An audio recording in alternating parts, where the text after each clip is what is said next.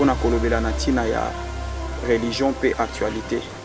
C'est que toza na kati ya bonzambe, faut tolobela bonzambe pe tolobela actualité ezoleka na mboka na biso. Na komona basali na nzambe babosani le commencement, babosani mokumba oyo Jésus-Christ atikelaki biso.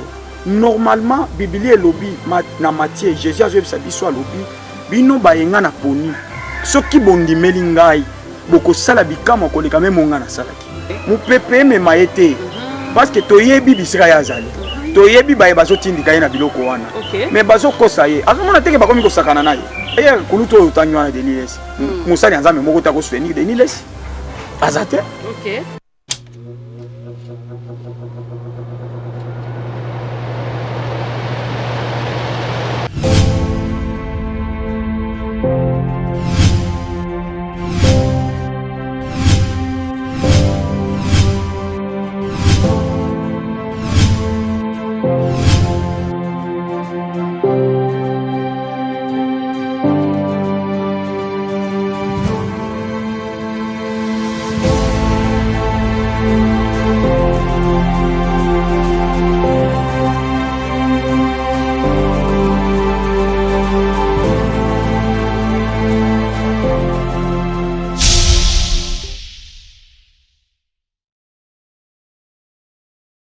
Mbote na balandi nyonso ya GMK Congo News Télévision pe na émission na biso émission na bino o bolingaka boye ba bosolo ya Ecclesia donc émission na biso ebandi to bandi émission na biso toyambi lelo mosali na Nzambe mais to pesa ino nkombote vu que nazalinga moko te na plateau na biso na kokende kopesa bandeko nanga oyo toza na bango esika moko mbote bango baza mbote na bino bandeko na biso surtout oyo balandaka biso oyo ya bino mosali oyo ya bino mwana mosala na bino oyo bomesana toujours koyoka kolanda na bamédia Feli Mukendi oyo wapi aza na mikro lelo. Merci beaucoup. Mbote na balandi nyonso ya JMK Congo News TV vraiment ya bino yango yo ngai Sandrine Bukavu mwana muke wa Tomatoma. Merci. Voilà, tosali présentation na biso lelo toyambi moko ya mosali ya Nzambe moko ya mosali na Nzambe ya mboka na biso le prophète comme le prophète Jonas Ntseki et lelo toyambi na plateau na biso topesa prophète. Bonjour prophète. Bonjour maman. Bonne santé. Santé za bien angolu Nzambe azobatela biso.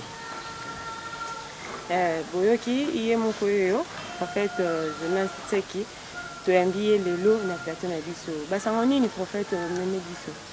Vraiment na sepeli makasi nanu komona bino Nzambe apambola bino mingi ndenge mama auti koloba na bengami na kombo ya prophète Jonas Ntseki le char de l'Éternel.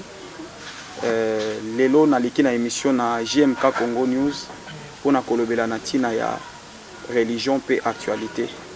C'est que toza na kati ya bonzambe faut tolobela bonzambe pe tolobela actualité ezoleka na mboka na biso yango lelo pe lokola nazo profiter lokola ezali mokolo ya match ya mboka na biso yango bomoni nga na écharpe pona ko présenter couleur ya mboka nanga parce que je suis congolais. Merci. Projet de cette présentation lelo na kokoloba toza na basali ya Nzambe tozomona comment église na RDC na Kinshasa plus précisément ndenge ba église ezokende lelo eza na mipepe misusu ezoya komema omona kaka boye lelo tolali tolamuki lisolo eye.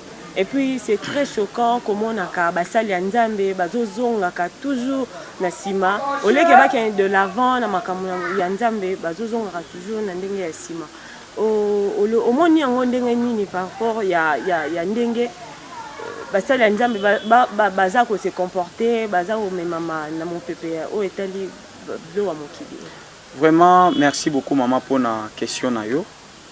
ezali pasi pe mawa komona oyo ezoleka lelo na mboka Congo ezali pasi pe mawa na komona basali na Nzambe babosani le commencement babosani mokumba oyo Jésus-Christ atikelaki biso ya église oyo ezali nzoto na ye église oyo Yesu Masiya anyokwamaki na ekulusu mpo na yango lelo église ezali chosifiée lelo église eza sans valeur na Congo ezali pasi pe mawa or biso basali na Nzambe tozali na but moko ya komema préparer mwasi oyo azali église po ete un jour to présenter mwasi oyo liboso na mobali mais oyo ezoleka lelo na église na biso ya Congo eza pasi pe mawa mingi eza pasi pe mawa ngai etungisaka nga makasi na oyo ezoleka lelo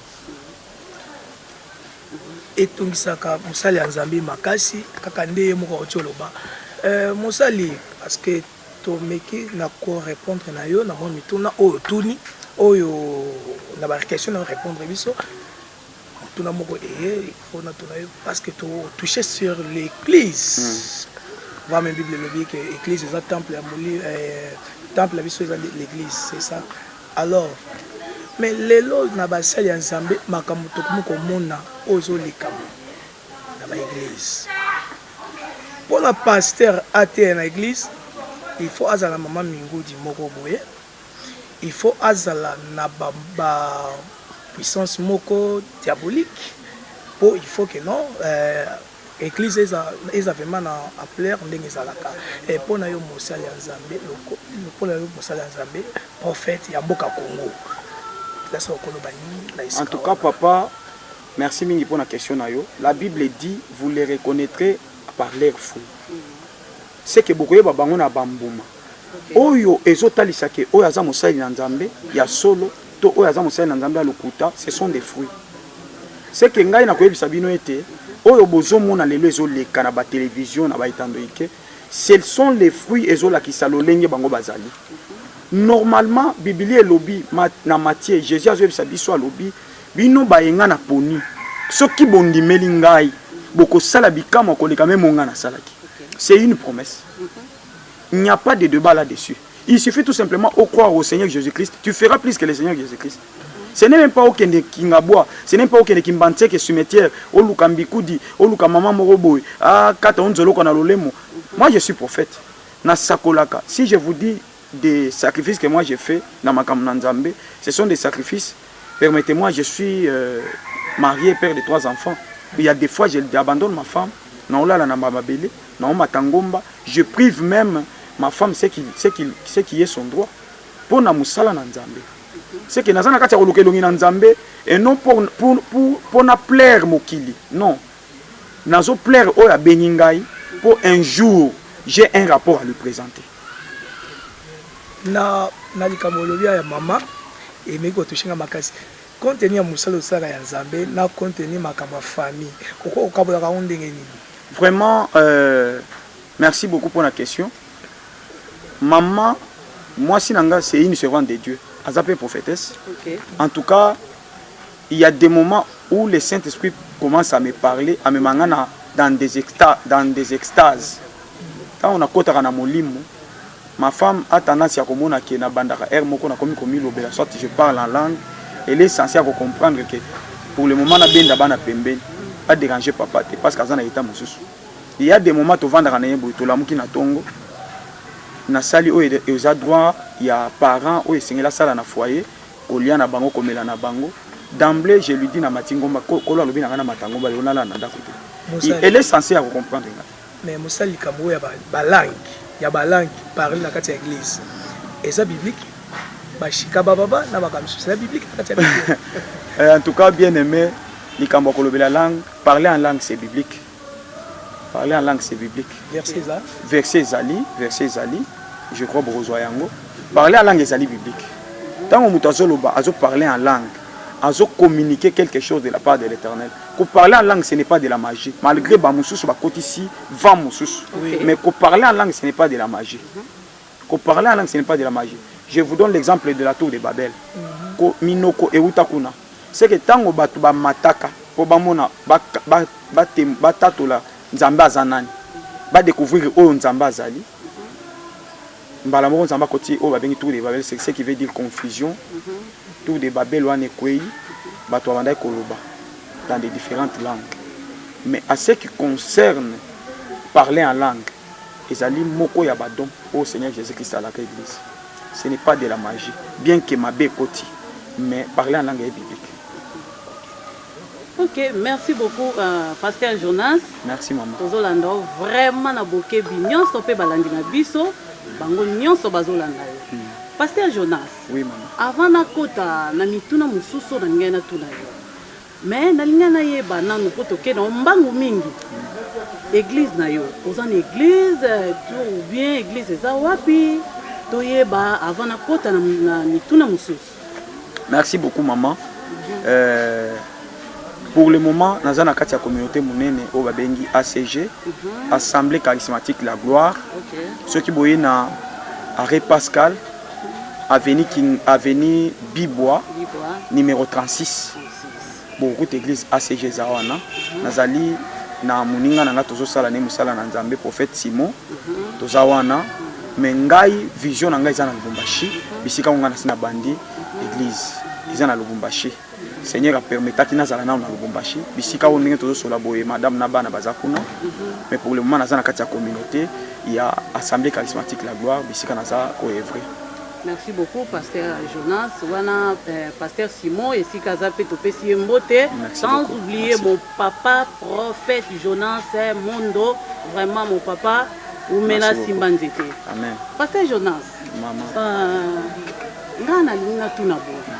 Na makambo tozo yoka tina ba internet eningisi mboka eningisi mokili pona Pasteur Deniles na yebite vraiment biso bana nzambe tokomi kobunga toza ko bituna tokende église tosala ndenge nini tokomi kolemba nazo ebate Pasteur Jonas na boto sinyonso tozaka nango liboso na bino basali na nzambe tozo tuna vraiment toyebite makambo ezeleke ningisi mboka ningisi internet tout même bana poto esika baza bana bela babengi biso babengi penda rabi futila motei na nkolo mon cordon na biso vraiment respect esikoza oyebi ke tolinga ko mingi umela simba nzete na yebite Pasteur okoyi koyebisa biso nini bana nzambe pona makambo ningisi mboka tosala nini. Merci beaucoup maman pour na mutuna na yo. Bana na nzambe nyonso bozolanda nga. Na zo senga bino boye. Bosala keba. Bosala keba makasi, ne vous laissez pas être emporté par des vents nouveaux. Parce que ba vent nouveau ekoti na kati na mboka na biso makasi. Ba vent nouveau ekoti na mboka na biso makasi. Bana na nzambe baye bazolanda ngai, même bino boye bokolanda nga na YouTube. À ma chaîne YouTube, vous allez en abokebi. Ndenge maman outi kotanga kombo parce que moi je ne vais pas citer les noms des gens. Eza biloko ebandi lelo te maman. Même na kati na Israël. Il y a un moment où la gloire est komaki ôté. La gloire a été ôtée. Yango et même liwa ya Eli qui était le souverain sacrificateur na bana nemi bali. Tango gloire est komaki ôté na kati na Israël et même liwa. C'est pourquoi je suis venu vous dire, vous les peuples de Dieu qui me suivez, même partout vous me suivrez sur internet, sur des chaînes YouTube, Azonga. Il faut Azonga. Akanisa le commencement. Akanisa lolenge akutana kana nzambe. Mu pepe me maete. Parce que toyebi bisira ya zali. Toyebi baye bazo tindika ye na biloko wana. Mais bazo kosa ye. Azomona teke bakomi kosakana naye. Azomona teke bakomi kosakana naye. Bazo kotisa ye ti na makambo oyo azotanga bakombo bien sûr batu wana bayembi na biso tobengaka ba musicien profane baza banguna na biso te bazali bandeko na biso na nzoto mais Amos 3:3 elobini batu mibale bako otambola nzela moko te so basalini soki bayokani te tango yo okomi kosala ki sans charisme ya baye tobengaka ba musicien profane obosani le commencement okokutana na problème na nzambe oya benga yo nzambe ako juger yango ngana sengi kulutu azonga abosana te lolenge nini akutana na nzambe OK. azonga na nzela aza déjà mopanzi azonga na nzela parce que aza na rapport il faut apesa nzambe abosana te mikolo oyo abandaki kotonisa stade de martyr nini abandaki koprésente na peuple de Dieu lelo sikoyo toza na niveau nini est ce que lelo yesu masi asoka azongi oya kozwa mwasi na ye kulutu akoprésente rapport nini liboso na nzambe yango na ye kokebisa bana nzambe bozala na bokebi bosenzela parce que mikolo eza mabe bomitika te kozala emporte na mipepe wana bozonga na nzela to te ya liloba na nzambe ndenge elongo bani basali na nzambe bozala na bokebi bokanisa eloko esalamaki na ta ya Eli oyo azalaki souverain sacrificateur na bana na ye nzambe abomaki bango mpona kozanga kotosa sanduku ya mibeko yango eloko nga nakokebisa na bana. Merci beaucoup Pasteur Jonas. Vraiment bana nzambe esika bozana si boyoki Pasteur Jonas ndenge alobi appelle pe les grands caméramans oyoki parce que zaki na tembe mingi obande na badoute tout mais oyoki mosali na nzambe ndenge a expliqué vraiment très bien. Joël na bombi nano po yo linga te baloba na bombi na songe pa pasteur eza pe na tangu pepe bimaka eza déjà to kabwanaka to comme na deka eza ba pasteur mususu déjà baza déjà sima ya pasteur Niles eza pe na misusu pe baza mopanzi siko na yebite pona misusu wana bango balobi benda babite biso toza sima ya pasteur Niles biso vraiment otie na yebite pasteur pona basali na nzambe oyo bazo memana na mopepe wana na yebite okoki koyebisa bango nini parce que tant bazo memana bongo eloko nini oyo bazo teya bana na bango baza na sima parce que tant bamoni ke eza na bato yo totosaka badadi mingi bino badadi soki bolobi dadi alobi respect dadi tanga yoki peke dadi alobi toko bunda bacha ringi botrokene bana nyonso basali nini bakei pasteur eloko nini okoki koyebisa epai ya basali na nzambe wana oyo bazo mema tango bamemi na libota ya nzambe nyonso bakei na yebite pasteur okoki koyebisa bango nini Pasteur Jonas? Oui, maman journaliste. En tout cas, on ne peut pas soutenir l'insoutenable. OK. Tu ne peux jamais soutenir biloko elongo ba nte na nzela nzambe. Vous savez, tant babengi mutu dadi ndenge bomisana ko benga babengi mutu un leader. Un leader c'est un exemplaire. Doit être d'abord un exemplaire, leader. Faut zala na no exemplaire. Ya kotalisa batu qui leader oyo nzamba pesio. Parce qu'on ne devient pas leader par hasard comme ça, ou là, ou là, comme leader, non? C'est que ça, on a la commission leader. Maintenant, Moutouana, on a pour ça, présenter le leadership. Tant que vous avez un libungi, bateau va soutenir yo, na bangonyo surtout, il faut que vous ayez un libungi. Netingai, prophète Jonas, je suis très loin de ça, je ne peux pas soutenir l'insoutenable. Et loko nga na obeta sete makasi epai na bakulutu na biso bazonga. OK. Mokolo moko bolimbisa nga na tanga kulutu na nga pasteur Patrice Ngoy Musoko. Je discutais un peu avec lui. Bon, on ne discutait pas mais on échangeait. Atangelinga kombo alobi nga au fait. En tout cas tata na bino wana akoma pasteur Samson, pasteur Saoul. Vraiment il cabode délaissé de lui-même. Ndenge bazawa na ba miyebi ke nzamba satiki bango. Siko po bazonga. Ndé c'est ça le problème. C'est ça le problème.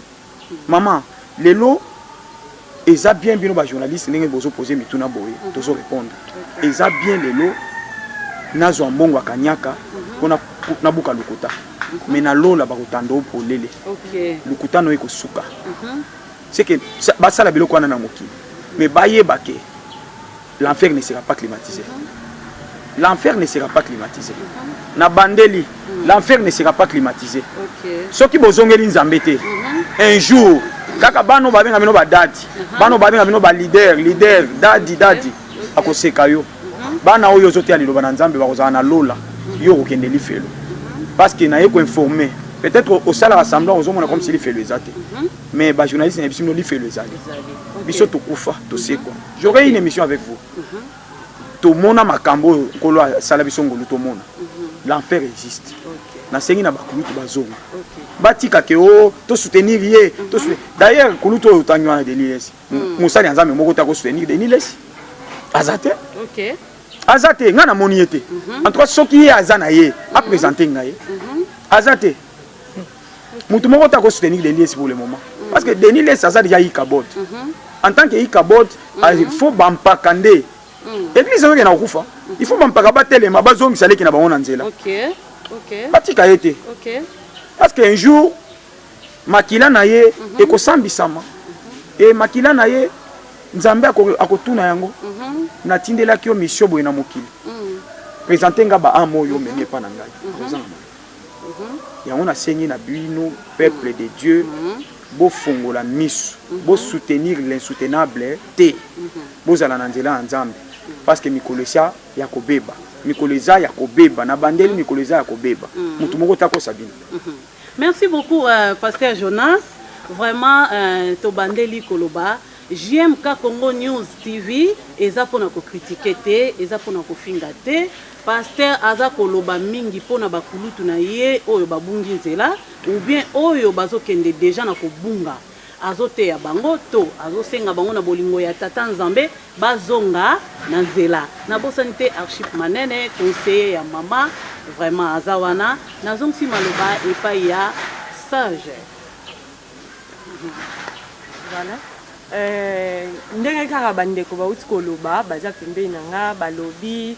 Et puis le prophète, plutôt prophète Jonas qui a limbolé l'Ibiso Mouké.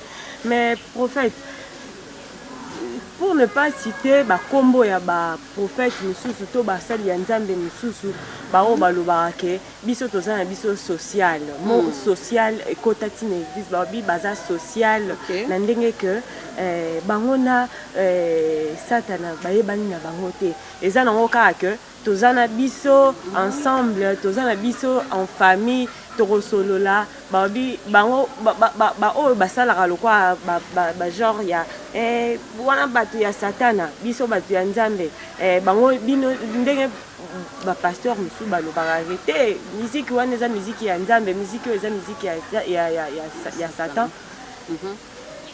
Il y a des gens parti pris ndeti kaka so inde ni mais eza na ba lokola ba te misusu tokotanga kombote o eza chaîne ya pasteur tozolo ba mamunyo so mais pour être véridique en fait lelo ba prophète ba bimi tellement ebelé que vérité za sous-souté ba bibino bozo sala ndeti kaka bino nde batu ya nzambe bango nde batu ya satan mais bobo sani ke musique musique ya nzambe batu ya batei po ba betaka musique profonde bango pe baza batei ya batu bango baliko kabwana bango te yo mona ngo ndenge nini comment est-ce que pasteur azo interpréter banzembo ta musu azo côté là lokola mosali moko to chantre moko ya profane azo côté là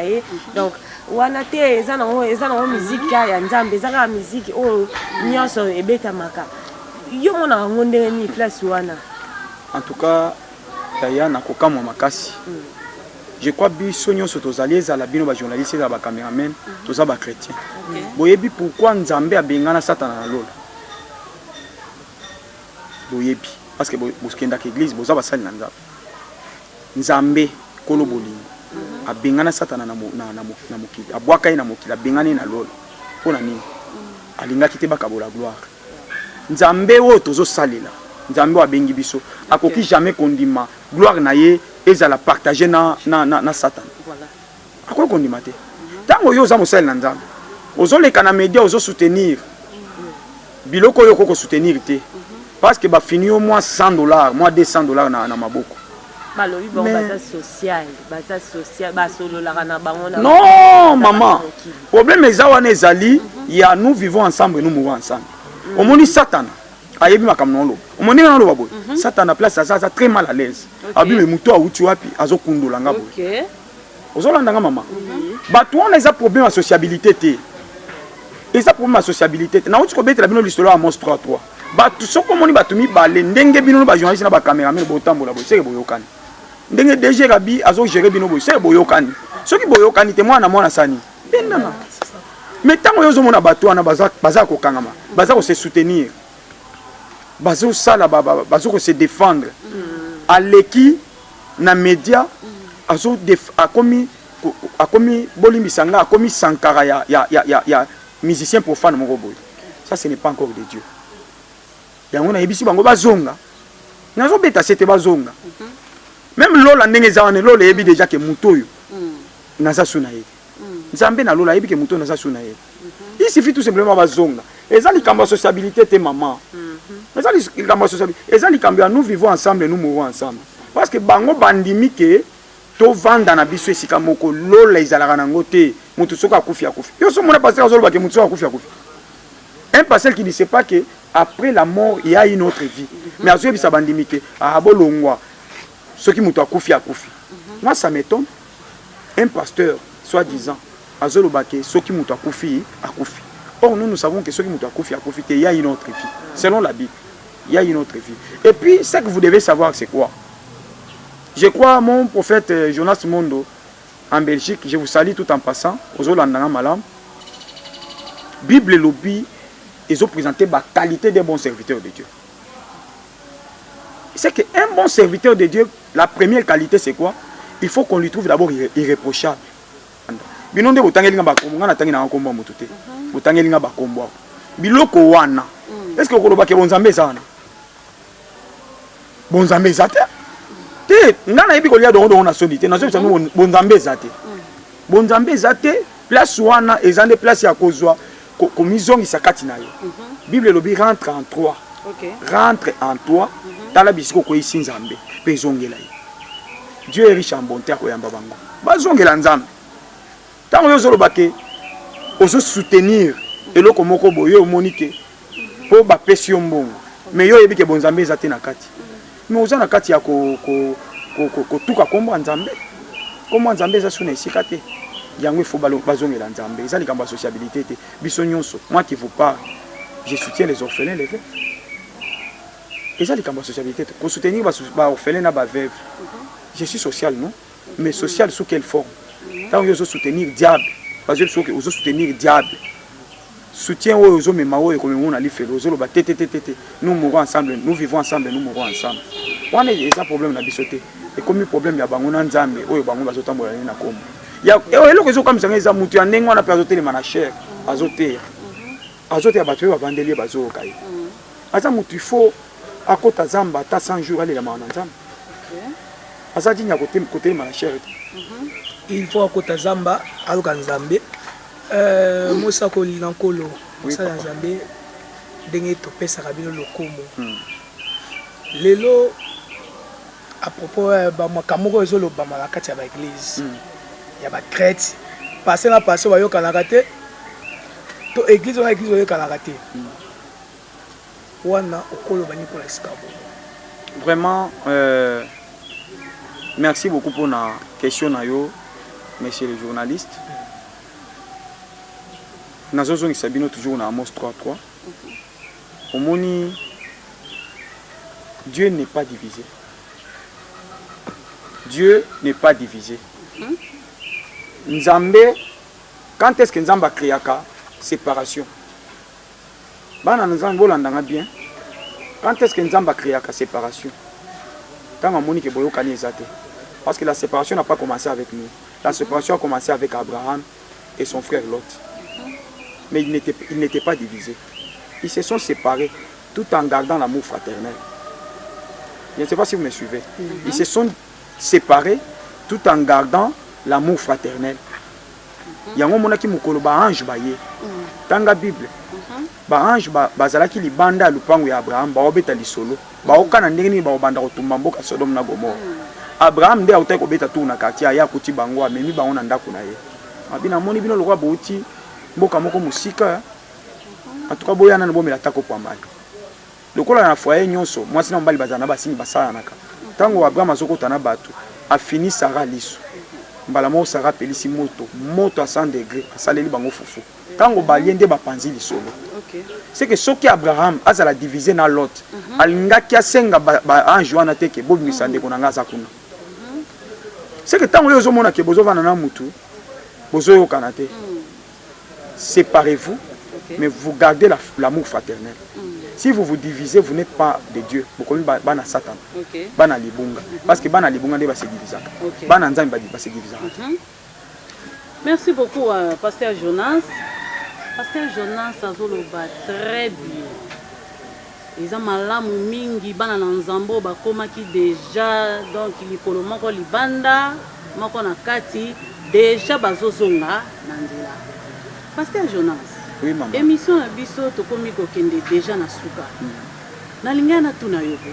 To conseil nini okoke kopesa na ba pasteur mususu o tozomona lelo na veni moko okende boye. Ah, 5 églises.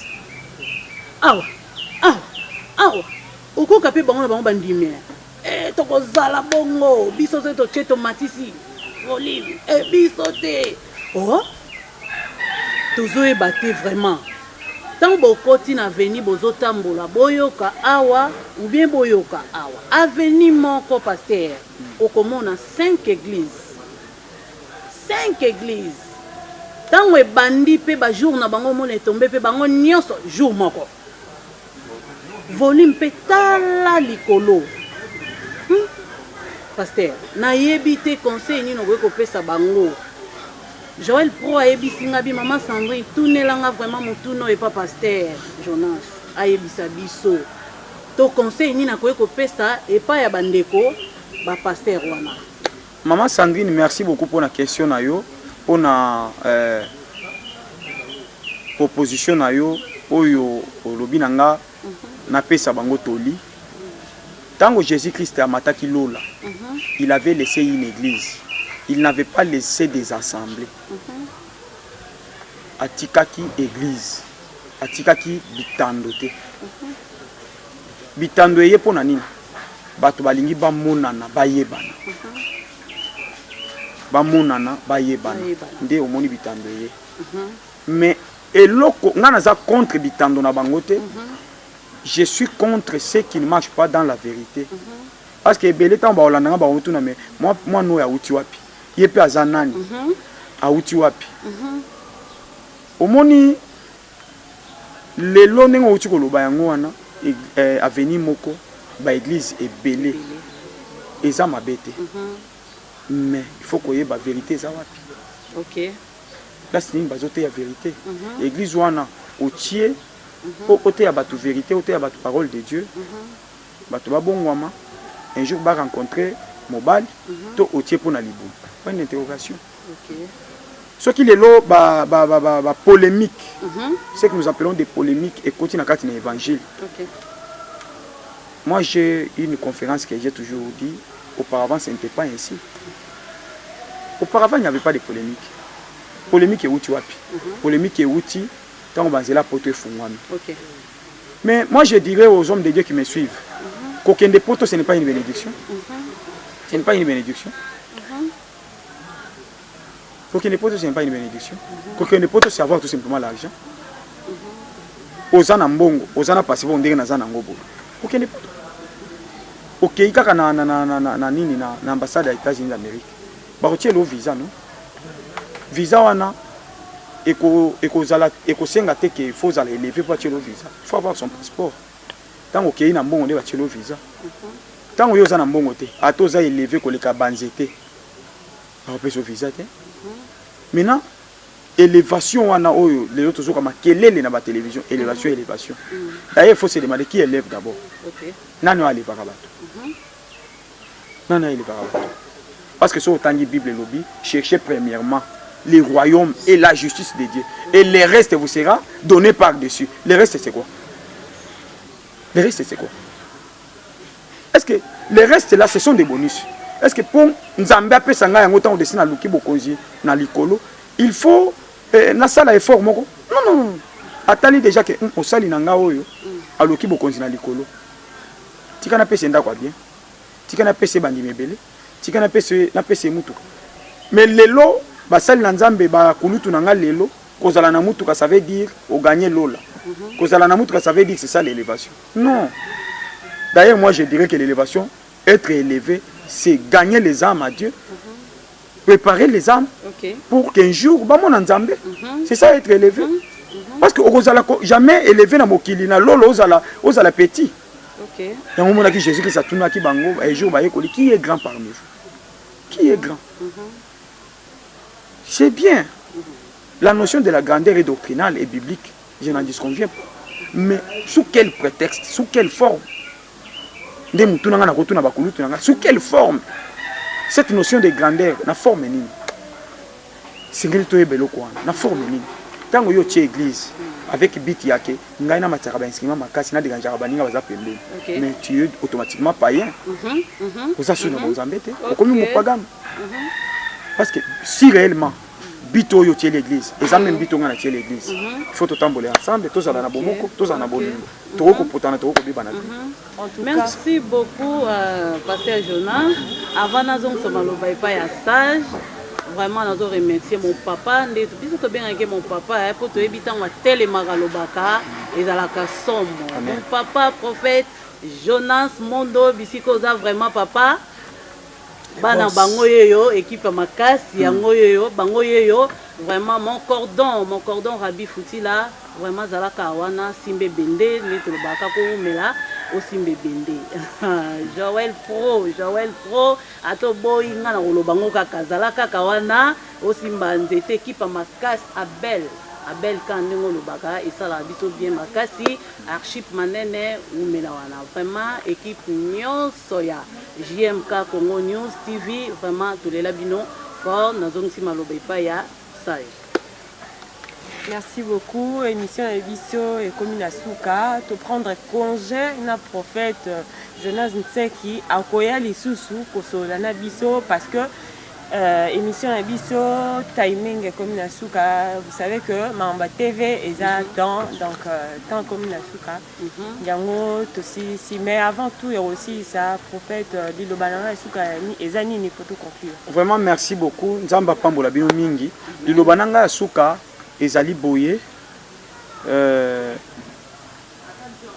bana na Nzambe nyonso oyo bazana ba problème oyo bazana ba difficulté bazana problème ya ba maladie makambo etali ba délivrance na bengisi bino boya na avenue Bibwa numéro 36 direction ya Mabaya référence Wenze ya Pascal quartier Kabila na commune ya Kimbanteke boye eza Kimbanteke ngambo wana Masina Kimbanteke tango za na Bekatef ngambo okiti na Bekatef soko uti Victoire okiti na Bekatef aux yeux droite nde commune Kimbanteke avenue Bibwa numéro 36 en tout cas bokuta biso wana to sambela pona bino to koyamba bino pona baibali ko contacter ngai osali na bino numéro nanga WhatsApp ezali plus 243 99 99 05 770 plus 243 99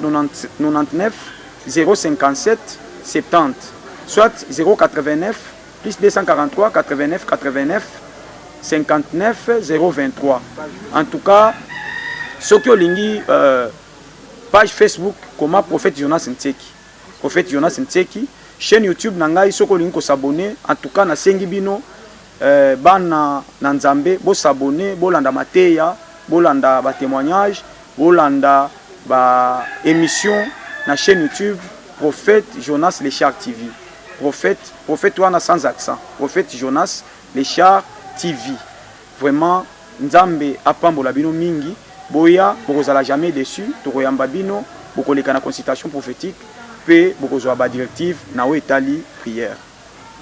Merci beaucoup Momoni wana prophète auti ko conclure bo mesana ko la émission oyo donc bozana bozu par na bino yoroyo kama conseil oyo le prophète Jonas Ntseki ayebisi biso ate biso nyonso bana na Nzambe donc moko na moko azwa par na ye déjà émission ya biso bo solo na ecclesia isuki wana to kende ko pesa merci na bandeko oyo basali que mission oyo ezala bien réalisée tout le monde du coup na image Abel Matuma na Archie Manene bangonde bazalaki au four au moulin pour bazwa biso ba image ya bien boye bomona ndenge to bomoni biso na plateau, donc c'est grâce à eux.